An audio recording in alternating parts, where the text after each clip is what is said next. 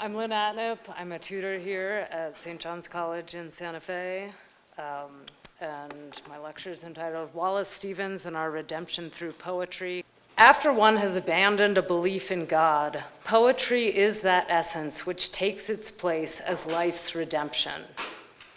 Wallace Stevens, a giant of 20th century poetry, wrote this in one of his aphoristic adagia, and in this talk we'll attempt to make sense of it, to unpack it, as we sometimes say in the academy, but that is a dead metaphor, and this evening we'll try to concern ourselves with live ones. Is dead metaphor a dead metaphor? In any case, we'll break down Stevens' dense claim and analyze it, looking both at his prose writings and his poetry for illumination. And finally, we'll put it to the test through a close reading of one of Stevens' own poems, attempting to push our reading beyond interpretation of meaning to something more fundamental, which we might call reality. If we're lucky, and if Stevens is right, maybe we'll even be redeemed a little. So beginning at the beginning, after one has abandoned belief in God, Stevens was born in 1879 in Reading, Pennsylvania, and grew up in a devout Lutheran household, attending church on Sundays and listening to his mother read Bible verses at meals. His childhood faith was challenged, however, when he went off to Harvard for college, where he studied under the self-proclaimed Catholic atheist George Santayana. And by the end of his undergraduate education, Stevens had absorbed the idea of the death of God, infamously proclaimed by the madman in Nietzsche's book, The Gay Science, written in 1882. "Where is God gone?" he called out. "I mean to tell you, we have killed him, you and I. We are all his murderers. But how have we done it? How were we able to drink up the sea? Who gave us the sponge to wipe away the whole horizon? What did we do when we loosened the earth from its sun?" The course and content of Stevens' faith is complicated and highly debated, and it's worth noting that he allegedly converted to Catholicism in the last few weeks of his life. But there's no doubt that in his late adolescence and early adulthood, he lost the traditional faith of his parents in his childhood. And through his life and his work, he sought a response to this wiping away of a shared transcendent horizon against which each and all of us could make sense of and find meaning in our lives. In one of his early and most famous poems, Sunday Morning, 1915, Stevens describes a woman resisting the austere and, as she experiences them, life-denying demands of Christianity. Instead of attending church, she lazes at home. The poem, on your handout, begins. "Complacencies of the peignoir and late coffee and oranges in a sunny chair, and the green freedom of a cockatoo upon a rug mingle to dissipate the holy hush of ancient sacrifice." The drowsy sensuality of the first lines gives way, however, to a dream of crossing some wide water to Palestine, dominion of the blood and sepulchre. Warding off some vague sense of guilt or unease, the woman asks herself, why should she give her bounty to the dead? What is divinity if it can come only in silent shadows and in dreams? Shall she not find in comforts of the sun, in pungent fruit and bright green wings, or else in any balm or beauty of the earth, things to be cherished like the thought of heaven? Seemingly unable to find a reason for such sacrifices, she asserts that divinity must live within herself, passions of rain or moods in falling snow, grievings in loneliness or unsubdued elations when the forest blooms, gusty emotions on wet roads on autumn nights, all pleasures and all pains, remembering the bough of summer and the winter branch. These are the measures destined for her soul. She insists here that meaning is to be found in one's emotions and in nature, both of which are lushly described. Despite this capital R romantic affirmation of transient earthly life, she remains troubled by the lack of permanence. The stanza concludes, "But in contentment I still feel the need of some imperishable bliss." Ultimately, the poem seems to reject the possibility and even the desirability of such transcendent assurance. The narrator proclaims twice that death is the mother of beauty and laments the projection of earthly delights into a fantasized, unchanging paradise, suggesting such a heaven would be, frankly, boring. Alas, that they should wear our colors there and pick the strings of our insipid lutes. In its penultimate verse, the poet counterposes a more vital, lustier vision of a ring of men worshiping the sun, supple and turbulent, chanting an orgy on a summer morn. Shifting now to the second part of Stevens' aphorism, that is, poetry is the essence. If our redemption is to be found in worshiping nature or in dwelling in our transient experience, what does this have to do with poetry? Stevens claimed in a letter that Sunday morning was, quote, simply an expression of paganism, and agreed with one interpreter who said it described a, quote, naturalistic religion as a substitute for supernaturalism. And unlike much of his later poetry, as we'll see, Sunday morning does not directly reflect on poetry or the imagination or their role in the redemption of our reality. But arguably, the poem implicitly enacts what would later become an explicit theme in both his poetry and his prose. That is, that, quote, divinity lies not only in the keen perceptions of all meaningful seeming nuance of inner and outer reality, passions of rain, moods, and falling snow, but in the articulation of these perceptions and experiences in poetry. The poem concludes, we live in an old chaos of the sun, or old dependency of day and night, or island solitude, unsponsored, free, of that wide water, inescapable. Deer walk upon our mountains, and in the isolation of the sky at evening, casual flocks of pigeons make ambiguous undulations as they sink downward to darkness on extended wings. Literally paraphrased, these lines express an existentially lonely position in the universe and essentially assert there's no reality beyond that of this world. Yet that is not, I think, what most readers find conveyed by this passage. Rather, the poetry itself, its beauty and suggestiveness, convey a deep meaningfulness, if a somewhat bittersweet one. The poem embodies this new paganism it proposes. Paganism because in it, divinity is to be found not in a single transcendent being, but in nature and in the self. New because there's no definite or reified belief in spirits here, no theology or ritualistic practice beyond the writing and reading of poetry, but only the effort to discern and poetically evoke some beyond, some horizon of meaningfulness beyond what we see or experience, but which we can only grasp through what we see or experience. The poem thus registers the loss of the old imperishable bliss, but at the same time it finds the spirit of what was lost within the perishable. It describes the perishable in a way that evokes that spirit or divinity. Instead of a personalized God, Jove in the clouds with his mythy mind, as Stevens characterizes him in another stanza, or as Bill Mayer would say, a space daddy, divinity becomes something only evoked or suggested by our emotions or perceptions. But what more broadly is poetry for Stevens? He has many definitions, implicit and explicit, within his poetry and in his prose. Here are a few more from his adagia. A poem is a meteor. Poetry is the expression of the experience of poetry. Poetry is metaphor. A poem is a pheasant. Poetry is a response to the daily necessity of getting the world right.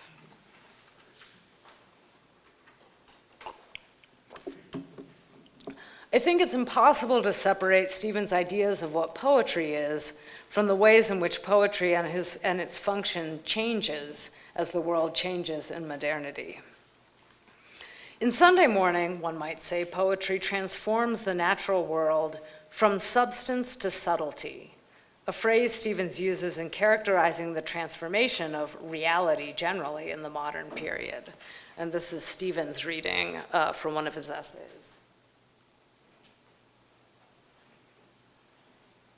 The theory of poetry. That is to say, the total of the theories of poetry often seems to become, in time, a mystical theology, or more simply, a mystique. The reason for this must by now be clear.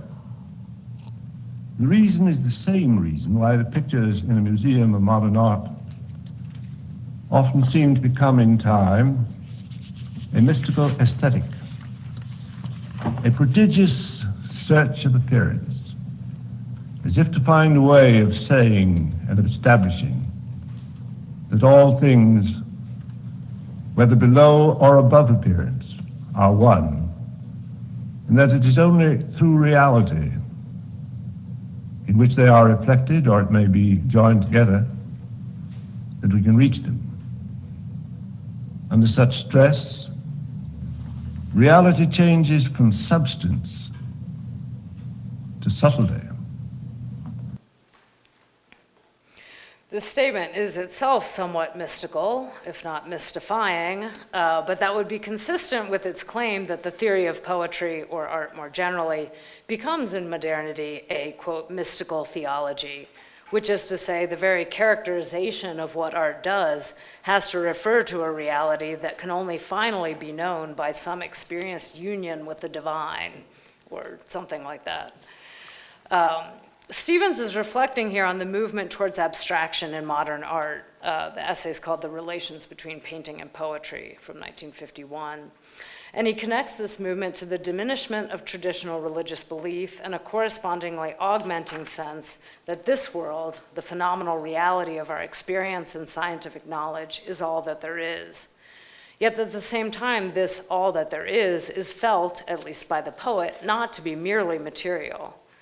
Many of the phenomena of our experience in nature strike us as symbolic or archetypal, the magnitude of a mountain or a roaring waterfall as conveying some more than natural greatness, the aura of the mother as not a merely psychological attachment, but some deep condition of sense.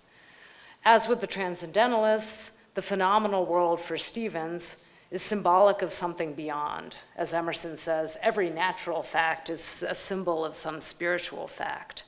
This isn't necessarily to claim that the world was created by some supernatural power as symbolic, but that the natural world, and maybe the artificial one as well, is an inexhaustible source of images according to which we make sense of our experience, especially, I would add, when that experience resists conventional categorization.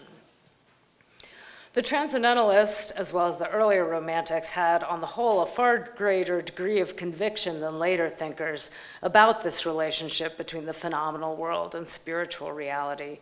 A conviction, one could say a Platonic conviction, that there was some transcendental reality or order there to be known. You can see this reflected in 18th or 19th century Romantic art. The theory of poetry. You've had your turn. Yes, that's Emerson.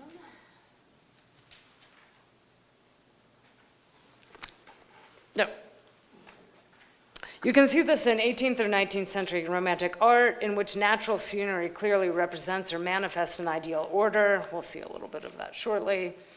And in writings of figures like father of the national parks, John Muir, who in 1898 described the Grand Canyon as the grandest of God's terrestrial cities. But this belief in divine order is undermined by various developments in the late 19th century and first half of the 20th. I can only wave my hand at these, but they would include, among others, the hermeneutics of suspicion of Freud and Nietzsche, who saw how we project our unconscious wishes onto the world, including our wishes for a divine parent, the cultural relativism promoted by early sociology and anthropology, the ever-increasing pace of technological and social change, and the pressures of capitalism, under which, as Marx said, all that is solid melts into air, including traditional beliefs and ways of life, the wars and atrocities wrought by ostensibly, quote, civilized nations that radically called into question the idea that history was the working out of God's plan. There's consequently a shift, as Charles Taylor describes, from Romantic art, portraying unspoilt nature, human emotion, in such a way as to show some greater spiritual reality or significance, to non-representational modern art, in which the locus of epiphany has shifted to within the work itself, an awareness of how our minds mediate the world around us, and a focus on that medium itself, on human subjectivity as the source of epiphany. The epiphany now, quote, can only be brought about through the work, which remains a symbol. We can't understand what it is qua epiphany by pointing to some independently available object described or referent. The work is still referential, as Rothko, for instance, says of his work, I'm only interested in expressing basic human emotions, tragedy, ecstasy, doom, and so on. That's what they look like, in case you were wondering. But the referent has become more, well, subtle. Theorists of metaphor speak of the tenor and vehicle of the metaphor. In My Love is a Rose, love is the tenor, the thing is a metaphor, the thing that the metaphor is a metaphor for, and the rose is the vehicle which carries to us the meaning of the tenor. A great naturalistic painting of a mountain is necessarily a painting of sublimity or beauty. One might say the painting is a kind of visual metaphor for the sublime. We have a mountain. No mountains yet. But in modern abstract art, the tenor or the symbolic referent becomes harder and harder to specify or articulate, and the vehicle, the physical or visible object, the concrete, correspondingly becomes indeterminate or elusive. With this shift, there's a philosophical shift from thinking of the tenor of the metaphor, the ideal reality, love, sublimity, goodness, etc., as something given, to thinking of it as something we come to know through the artistic search for a way to represent it. In romantic paintings, one looks through the mountain, which is clearly a mountain, to the sublimity it symbolizes. In the art of the late 19th and early 20th centuries, Stevens observes, the subject matter becomes progressively less objective.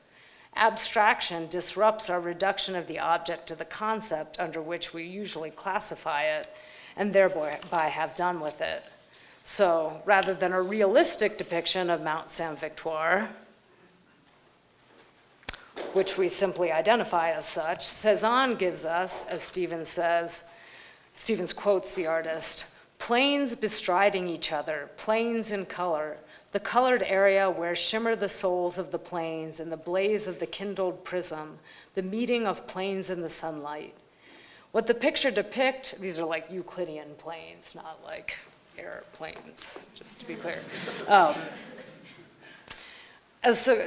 What the picture depicts is no longer the mountain, but something evoked by the abstracted visual components, the colors and angles of the plains comprising the landscape.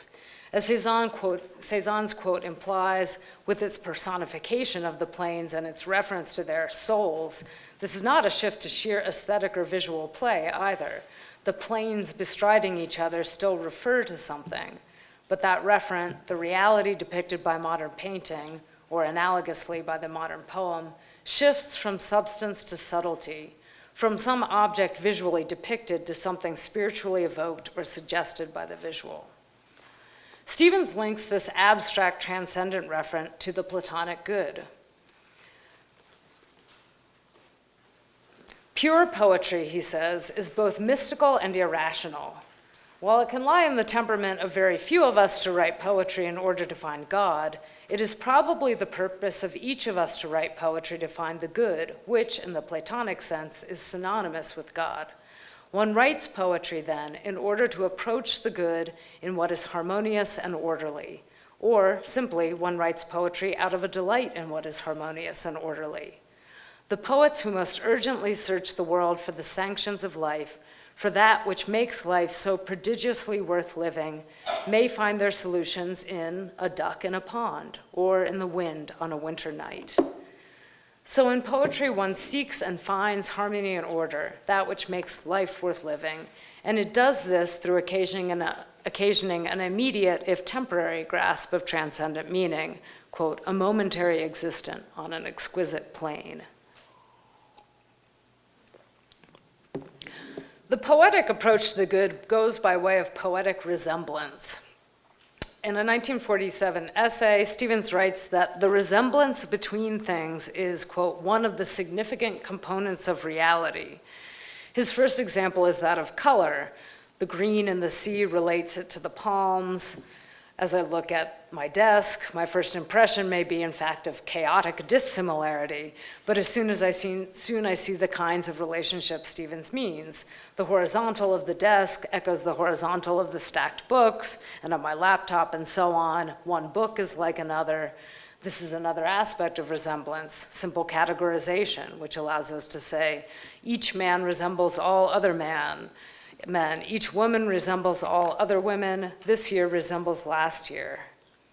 These are examples of the resemblance between two or more parts of reality, but there are also metaphorical resemblances, and these include resemblances, quote, between something imagined and something real, as, for example, between music and whatever may be evoked by it, or, quote, between two imagined things, as when we say that God is good. These latter examples imply that reality for Stevens means the visible, sensible world, and that what is not visible or sensible is imagined. But the division isn't so simple. Resemblances involving what is imagined are, or may become, part of reality too, as Stevens says when speaking of the way in which an object may resemble its former owner. Reality, something real and something imagined, two imagined things. One may find intimations of immortality in an object on the mantelpiece, and these intimations are as real in the mind in which they occur as the mantelpiece itself. Even if they are only part of an adult make-believe, the whole point is that the structure of reality, because of the range of resemblances it contains, is measurably an adult make-believe. That is, Stevens seems to be saying that reality itself doesn't just consist of tables and chairs or objects on the mantelpiece, but also of all the resemblances that we find in the world. Reality is the world as we inhabit it, and that world is inextricably structured by the imagination, as well as by physical objects. For Stevens, everyone's world is therefore structured by the resemblance of the real to the imagined, but poetry intensifies these resemblances and creates, therefore, a heightened sense of reality. Poetry is a satisfying of the desire for resemblance. Its singularity is that in the act of satisfying the desire for resemblance, it touches on the sense of reality. It enhances the sense of reality, heightens it, intensifies it. If resemblance is described as a partial similarity between two dissimilar things, it complements and reinforces that which the two dissimilar things have in common. It makes it brilliant. When the similarity is between things of adequate dignity, the resemblance may be said to transfigure or sublimate them. In short, a sense of reality keen enough to be in excess of the normal sense of reality creates a reality of its own. Hang in there, everybody. Here, what matters is that the intensification of the sense of reality creates a resemblance. That reality of its own is a reality. We knew we were in trouble when we started getting into theory of metaphor, I know. Stevens doesn't elaborate on the difference between the normal sense of reality and the poetic, heightened sense that's in excess, but I think we can intuit what he means. In our ordinary mode of apprehending the world, we operate according to conventional resemblances, typifications, stereotypes. We recognize as a woman like other women according to the relevant characteristics, which by definition, conventionally is what makes her a woman, a classroom like other classrooms, etc. And of course, the example of gender indicates how these conventional structures can be distorting. They can prevent us from recognizing what's really there, the individuality or the reality of a person or a situation. They reduce the world we inhabit to something flatter and more simplistic than it really is. Poetry, on the other hand, evokes or draws our attention to resemblances that are not typical. Keats finds a resemblance between a Grecian urn and an unravished bride of quietness, foster child of silence and slow time. And the commonality between these two dissimilar things is not to be found in or at the level of the everyday, mundane, or profane, pragmatic, typified social reality. It's hard to characterize the level at which that commonality is to be found. which perhaps is precisely the modern problem, or one of them. Formerly, it might have been characterized as the sacred, for the Romantics, the sublime, the mythical, the transcendent. In the 20th century, perhaps one can say little more than that it is the relatively transcendent, that is, whatever belongs or ought to belong to our ground of apprehension or judgment that goes beyond everyday social reality or convention. The adult make-believe that poetry creates or enables is therefore, I would say, one in which some depth dimension of reality is made present and real. That is, the reality created or evoked by poetry resembles reality proper. Poetry, and by this, Stevens ultimately means all art, shows reality transformed into something harmonious and ordered. One might say reality given form. Why isn't this just an individual or collective fantasy or wish? Why is it still real? Well, properly answering that question would be a whole nother lecture, at least. But briefly, we can say, first, the resemblances the poet finds have to find some confirmation from the reader. Beyond that, I would appeal to your own experience. The differences between the pleasurable rush of a movie or novel that gratifies our desires for excitement, romance, vicarious fulfillment, and so on, and the more difficult but profounder satisfaction that comes from a work whose form has the solidity, resistance, and depth of truth. In pre-modernist poetry, at least in Stevens' view, older poetry, there's some definite or agreed upon character to the common ground of resemblance. As he begins his poetry, his poem Of Modern Poetry, on your handout, the poem of the mind in the act of finding what will suffice. It has not always had to find. The scene was set. It repeated what was in the script. Then the theater was changed to something else. Its past was a souvenir. It has to construct a new stage. This suggests that pre-modernist poetry could rely on a certain common background of that ultimate source of meaning and value to which poetry is supposed to point. It had only to find new metaphors by which to convey it. Modern poetry, however, must find its own basis for resemblance, and this basis is always provisional. It has to be on that stage and speak words that, in the delicatest ear of the mind, repeat exactly that which it wants to hear, at the sound of which an invisible audience listens, not to the play, but to itself, expressed in an emotion as of two people, as of two emotions becoming one. What is essential here, and essentially modern, is that the poem doesn't simply describe or evoke some realm of transcendent value, which the reader might just take as a fantasy. What the audience hears is itself, its own response to the play. And this isn't just a shortcoming of the poem, but its purpose.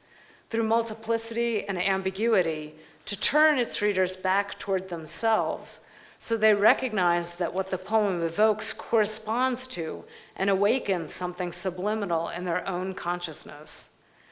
The figure of an emotion of two people, as of two emotions becoming one, suggests that the meeting of poem and reader is like the meeting of two subjectivities. Just as we come to know ourselves only in dialogue or relationship to another, the encounter with the poem is a condition for the reader's access to their own deepest sensitivity, the delicatest ear of the mind. One might say that this poem is the expression of Stevens' myth of poetry, not myth in the sense of a falsehood, but a foundational way of making sense of our world experience and what we have to do. What Stevens also called a supreme fiction, musing that the final belief is to believe in a fiction, which you know to be a fiction, there being nothing else. The exquisite truth is to know that it is a fiction and to believe in it willingly. To say it's a fiction isn't, again, to say that it's false, but that it has to be created by poet and reader. The title of this poem of modern poetry, in combination with its first line, the poem of the mind and the act of finding, could be taken to imply that in some sense all of modern poetry is that poem of the mind and the act of finding. For Stevens, a poem is fundamentally a metaphor for reality.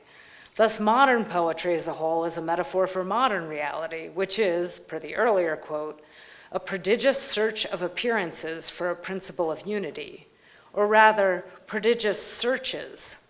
I think it's essential that Stevens' poetry finds myriad figures for reality and poetry, or the imagination's relation to it, ranging from strict dichotomy to productive interdependence.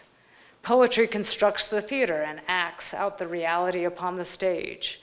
In The Idea of Order at Key West, a feminine figure, the maker, walks along the shore and sings a song that mediates or creates the song of the sea. In Man on the Dump, reality is a trash pile, a heap of broken images, and poetry sits on it and tries to create something from the rubbish. Even within a single poem, the representation of the relation between poetry and reality shifts. In The Man with the Blue Guitar, reality, things as they are, at one point is changed upon the blue guitar. At other points, what the guitarist plays is counterposed to reality.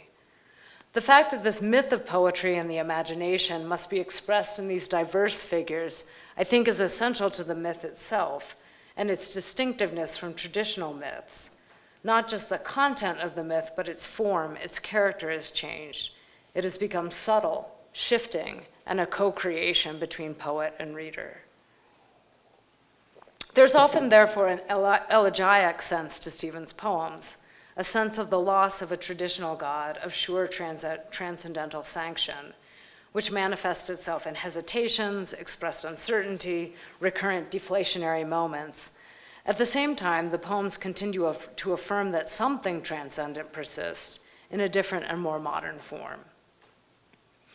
So to get finally to the end of the quote that we started with, poetry is that essence which takes its place as life's redemption. Poetry redeems us from what Stevens calls our poverty, from the flatness of our lives, from a world without what Robert Frost calls ulteriority. This is quite a claim for poets and for poetry, the priest of the invisible, as Stevens calls them. So let's see whether and how it works in practice. If Stevens' claims for poetry are true, I could choose any poem, any of his poems, any successful poem at all. But I like a challenge, so I will focus on one of Stevens' later poems, a poem that would appear not to redeem life, but rather to depict a life desperately in need of redemption. The poem from Stevens' 1947 book, Transport to Summer, is called No Possum, No Sop, No Taters. He is not here, the old sun, as absent as if we were asleep. The field is frozen, the leaves are dry. Bad is final in this light. In this bleak air, the broken stalks have arms without hands. They have trunks without legs, or, for that, without heads. They have heads in which a captive cry is merely the moving of a tongue. Snow sparkles like eyesight falling to earth, like seeing fallen brightly away. The leaves hop, scraping on the ground. It is deep January. The sky is hard. The stalks are firmly rooted in ice. It is in this solitude a syllable, out of these gawky flitterings, intones its single emptiness, the savagest hollow of winter sound. It is here in this bad that we reach the last purity of the knowledge of the good. The crow looks rusty as he rises up, bright as the malice in his eye. One joins him there for company, but at a distance in another tree. At this point, I run into what academics sometimes call a performative contradiction. I've just argued that for Stevens, the poem works by directly with the consciousness and unconscious of the individual reader. It only works through the resemblances that you find in it, so the commentary of another reader can only be so helpful. Still, I believe that there ought to be a kind of literary criticism that helps midwife the reader's personal interpretation, in part by provoking confusion and disagreement, and that is what I will attempt in our remaining time. This is, of course, the assumption of our entire discussion-based program, I believe. In keeping with the idea that the basis of poetry is resemblance, what does the scene resemble? What does it seem to be a metaphor for? The title of the poem announces lack, extreme poverty. A student of mine once commented, a deprivation so severe that the items negated are hilariously meager, possum, sop, and taters, the sort of thing that only the poorest, backwoodziest people would be eating. The diction here is bare, minimal, focusing on the first half of the poem, roughly, absent, frozen, dry, bleak, broken, fallen, scraping, hard. Short sentences, simple words of 1 or 2 syllables. As in many poems, winter here stands in for a spiritual bleakness. The soul does not have what it needs. The first line announces the absence of the sun. This line echoes the Gospels, the angel announcing to the disciples, he is not here, he is risen, when they come to seek Jesus' body in the tomb. But in this poem, there is no he is risen. Here, the sun is just gone. And so the allusion suggests the absence of the divine. For Plato, a significant influence on Stevens, the sun is, of course, also the image of the capital G good, the light by which we see and judge. This is a world without transcendence. The imagery adds a sinister aspect to this starkness. The broken stalks are described as handless, legless, decapitated, mute. I can't help wondering whether there's a conscious or unconscious allusion here to the horrors of the Second World War and the concentration camps, whether there could not be the poem having been written just after the war. Then there's the jarring image of the snow sparkling like eyesight falling to earth, like seeing fallen brightly away. I find these images among the most disturbing in Stevens' work because of the incongruity of the beauty evoked by sparkling and brightly on the one hand, and the association to eyelessness or sightlessness on the other, continuous with the preceding decapitations and dismemberments. The lines take a traditional and even banal image of the glittering snow and make it an image of blindness. Along with the imagery that has come before, the image gives a sense of the universe as body only, body, holy body, to quote from another Stevens poem. Sheerly material, stripped of any animating or spiritual presence, meaning stolen even from beauty.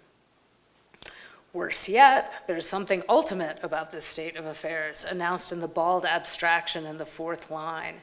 Bad is final in this light. This is a winter that will not end, always winter and never Christmas. Any attempt at escape is futile. The stalks are rooted in ice. The leaves hop but can't leave the ground. Can we find something in ourselves or in the world that corresponds to this bleak scene? It seems to me it might be an image either of personal despair, moments in which bad seems final, or a collective existential situation in which the light of the good seems absent, in which there's nothing beyond. It may be, too, that for those of us with sunnier, more summery dispositions, the poem helps us inhabit and face a bleakness that we ordinarily don't allow to rise to consciousness. How, though, might this be redemption? In the second half of the poem, something penetrates the implacable iciness, the caw of a crow. This is hardly comforting. The cry is the savagest hollow of winter sound, the sound of a single emptiness, or the sound of nothing that is not there and the nothing that is, to quote The Snowman, Stevens' more famous poem of winter desolation.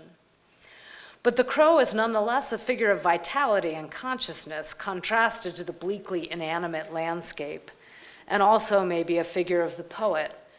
Before the crow is explicitly named, we have a syllable emerging from these gawky flitterings, which could also refer to the poet's efforts, the words on the page. Then comes Stevens' oracular pronouncement. It is here in this bad that we reach the last purity of the knowledge of good. We've penetrated through the apparently final bad from earlier in the poem to arrive at some yet more final knowledge of good. What does this mean? Is it convincing? Does the poem successfully argue for it, and how? One way to read this line is that the knowledge of the good is the last purity.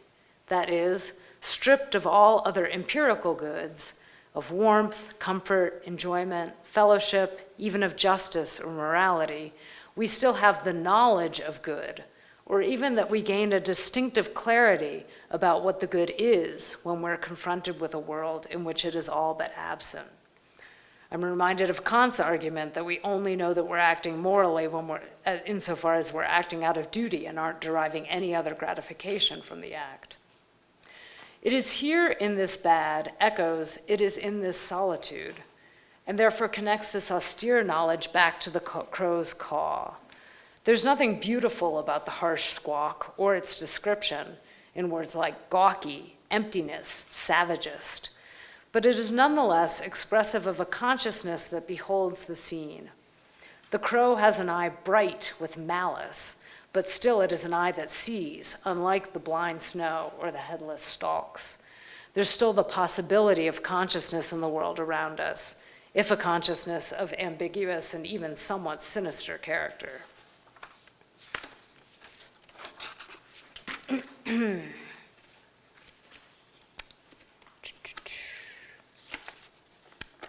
I left the last page of my lecture in my book bag. I'll be right there.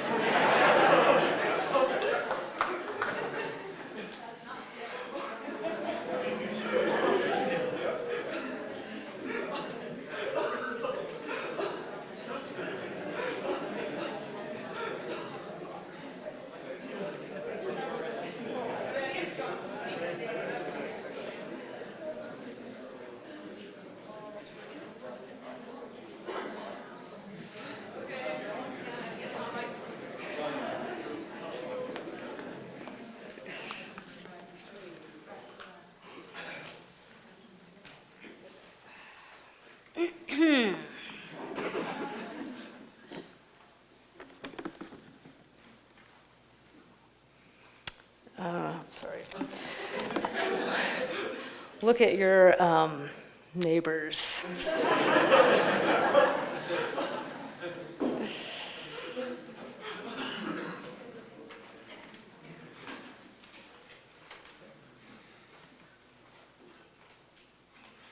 I'm really sorry about this.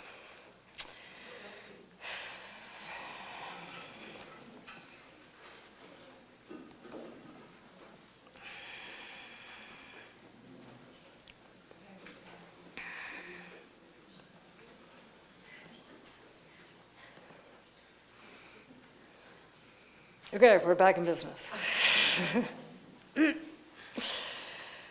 Okay, let me just repeat my last point. There's still the possibility of consciousness in the world around us, if a consciousness of ambiguous and even somewhat sinister character. At the end, one joins him there for company. The one would seem finally to refer to another crow, but first seems to refer maybe to the reader or to the poet, the one who identifies with this caller out of the single syllable, but at a certain distance. Maybe this crow resembles the possibility of a consciousness capable of describing and judging what we behold, according to a standard that comes from somewhere outside and beyond the barren, ice-hardened reality. Lest all this seem unremittingly grim, Stevens was desperate that his poem should provide pleasure. I want to mention the humor or irony in the poem, from the Appalachian folksiness of the title to the image of the two suspicious crows at the end, frenemies, as the younger generation might say. The distance of the second crow might be in part the distance of irony, of our ability to regard our dire situation, sometimes with wry humor. The purpose of my reading, again, is not to offer a final interpretation of the poem, but to try to comprehend or evoke something of what it points to, by attending to it, inhabiting it, trying to say something about it to one another, to it and to what it points to, and to have helped you to do the same, even if we wind up in different trees.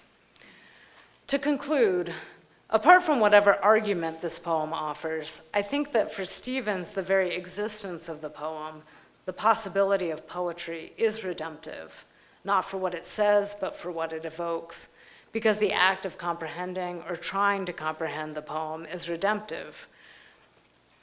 There is, of course, the stark aesthetic satisfaction of the poem, what in other instances one might call beauty, but here might be something more basic like rightness. But I'd say this rightness is not just aesthetic, but cognitive, a matter of somehow resembling or representing things as they are. As in one of the other adagia I read earlier, poetry is a response to the daily necessity of getting the world right. I'd add this response includes not only the writing, but the reading of poetry and the attempt to inhabit the world that it reveals. If the poem does represent something about the world as it is, that means that reality is not reducible to the physical and material, that there's a ground of meaning and judgment which goes beyond that of social convention and common sense and science, a ground which can only be evoked and known through finding and inhabiting subtle poetic resemblances. This could be the last purity of the knowledge of good, that even when our situation seems wholly grim, there's still redemption to be found in seeing it for what it is. The sun may be absent, but we recognize its absence by the persistent light of poetry. Thank you.